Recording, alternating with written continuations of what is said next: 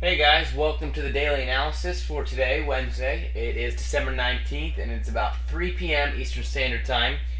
And so we're going to cover some of the reversal signs going on right now in the euro and the pound, which we talked about yesterday. We talked about some of the breakouts that were happening and the possibility of those getting retested before continuing, and all of the movement there. And so today, the euro and pound started off just as, or even more bullish than yesterday, but we've had a lot of reversal signs since then, and that's mainly what I want to cover today. So that's what we're going to get into right after we cover our news and our terms. Alright, guy, obviously with Thursday being tomorrow, unemployment claims is the main red tag event that catches our eye. Other than that, there's a Bank of Japan press conference, and as you know, the yen has been extremely weak and really being soared against lately. Today made a little bit ground back against a few pairs, but still overall very weak. So we'll see what the Bank of Japan has to say. Also, there's some pound news and then CAD news. So a lot of red tag going on tomorrow, or at least a fair amount. We have that combination of unemployment claims, and then later on, just an hour and a half later, home sales unit for the U.S. dollar, and also Philly Fed manufacturing index. So the U.S. dollar could have a decent day depending on how all of that news comes into play, if it's consistent with all the other events. So a decent amount of news, certainly enough to shake things up in the market, especially if there is light volatility or light liquidity, light liquidity with the time of year that actually increases the volatility if some of these news events have some deviation. So that'll be interesting to take note of, and we'll pay attention to that. Okay, and that's your news for tomorrow. Alright guys, and the terms, as you probably know if you watch the daily analysis, are basically in place just to let you know that we don't consider ourselves an investment service. We're not licensed or qualified to provide investment advice. The daily analysis is just an educational resource for you. Okay, so if you need to read through those, go ahead and do that. And we'll start with the technical analysis. Alright guys, so the first thing again is this euro dollar, and we mentioned yesterday about the strong breakout of this zone. Certainly moved up significantly over the past swing right here from this zone up through this zone, a very significant steep swing, and now obviously a very strong tail reversal signal coming toward the end of the day and pushing back down. And what this is telling me is just that there's a high probability that we're going to get a retest of this level. That seems to be what is occurring here. It's a strong breakout. Now it's coming for a retest, and then from this point, when it comes back into this 131.80 area, then we'll find out if it's actually going to continue this move with this euro strength, or if this was a fake out, and we'll see if it breaks right back down. Obviously, those are really your only two options there. So I'm not really bent on one or the other, but I do have a pretty good suspicion that this is going to come down and at least retest this area before moving up, if it is going to do that. Obviously, it would have to come back down if it's a fake out. But I think either way, we'll see a retest of this level, and that's kind of what I'm counting on here. Okay, so that's the euro dollar, and you'll see something pretty similar on the pound as we move over to that. And again, pretty similar. You can see that we have a very strong tail bar showing definite momentum reversal toward the end of the day here. Yesterday I talked about this range of resistance and how we're in this zone. And if you're going to short, there's a tricky situation because you can either short here and make sure that you don't miss the move, or you can wait and short up here and try to get the absolute best price. Well, those who went and maybe put an order or something in and try to get a higher price would already be in a lot of profit from this thing falling all the way back through this level, which is a pretty big move for the second half of the day. Now, where the euro dollar has a very obvious point for this to come back and retest and then continue if it is going to do that, the pound is not so much, because it didn't really break out of a trend line like it did on the euro. However, there is a few levels. Number one, we have this level right here, which is just the previous tail. Obviously, anytime price is moving back down, you want to keep an eye on just the next levels. But this level here is probably the more major level. It's been tested several times.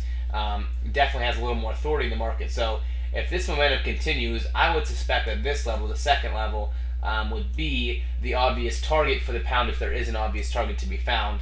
It's a bigger level than this. But of course, when things are moving so much in the upward direction, obviously all this bullish momentum Sometimes these pullbacks tend to be very small before darting back in the other direction, which is something you have to be careful about. But I think those of you that are shorting the pound, maybe this would be a break-in or a lock-in break-even point, but this second area would be the target. I think that's probably the better target of the two, because obviously number one, it's more profit, but number two, it's a stronger level in the market.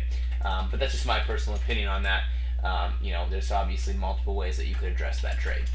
Another thing I did want to draw your attention to quickly is that the odd, after breaking out, is kind of rounding out back toward this double trend line area that you see here from obviously the collaboration of the uptrend and the downtrend meeting in that 104 area, which is about where price is right now. So it'll be interesting to see if we do get some continuation off this double support level back to the upside. I think that's pretty high probability considering this move to the upside for the odd, and also the prevalent U.S. dollar weakness until obviously today. I think there's definitely some long-term bullish potential there. It'll depend on how it reacts at that level, but that's definitely one to keep in mind. Another pair I definitely wanted to touch on was this pound New Zealand. As you know, the pound New Zealand is struggling on this long-term trend line. Obviously, with these very strong momentum bearish moves, it's been tested pretty heavily. It's not like some consolidation move that just barely bumped it. I mean, this is pure bearish momentum crushing into this level and being rejected. So this is a very strong level. You can see this happened.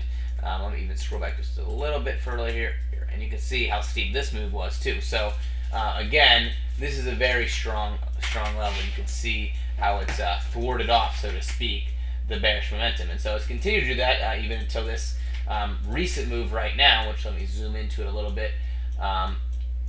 This recent move right now is pretty bullish. I mean, you can see these three bars.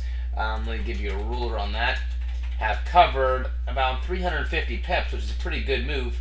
Now it's kind of in the bottom of this range area, pretty good resistance zone, so we'll see if it can continue.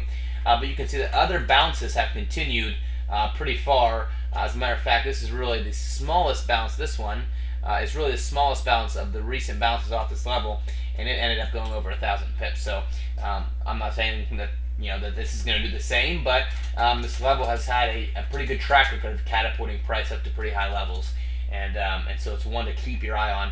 Absolutely. Again, you might want to wait for a retest or maybe just a slight pullback to get a better price on it.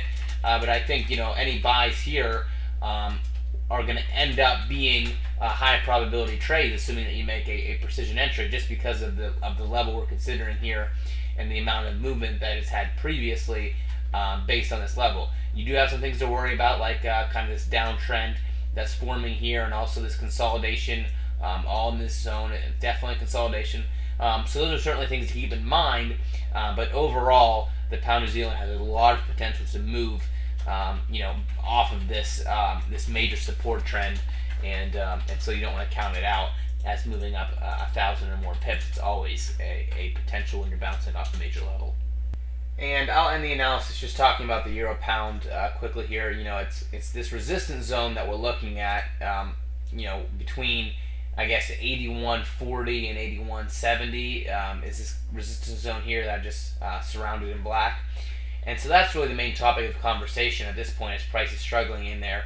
And it's relatively similar to the euro dollar that bounced off the very top of the zone and is trying to make some ground to the downside. Now, I talked about this first bounce, if you remember this red bar here, and I talked about not seeing a lot of bearish potential and actually expecting this level to be broken and continued. And so that's certainly still my sentiment. I don't think that there's a lot of bearish potential in the euro pound, because the long-term trend, the short-term trend, and even the very short-term trend are all going up. There's a lot of consistency in the bullish movement, and the euro has really taken the market by storm over the past few weeks. And so for that reason, I'm not looking to short the euro really in any long-term type of strategy. Nonetheless, I mean, if you're trying to make a short-term bounce trade possibility, this zone is certainly one to play in. But I would, even in that case, rather pair the euro with another currency than the pound, because it's been so consistent against the pound in recent weeks and months.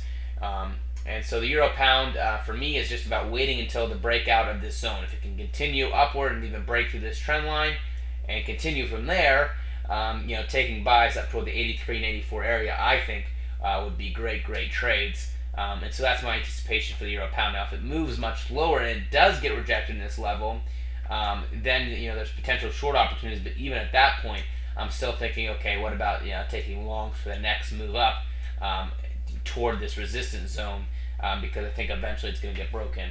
And so really, any way you look at it, I'm probably going to be looking for buys on the euro pound, not sells, in the near future.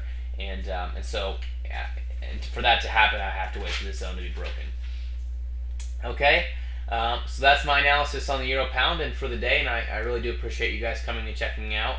Please do leave a comment or question below, and I will talk to you tomorrow.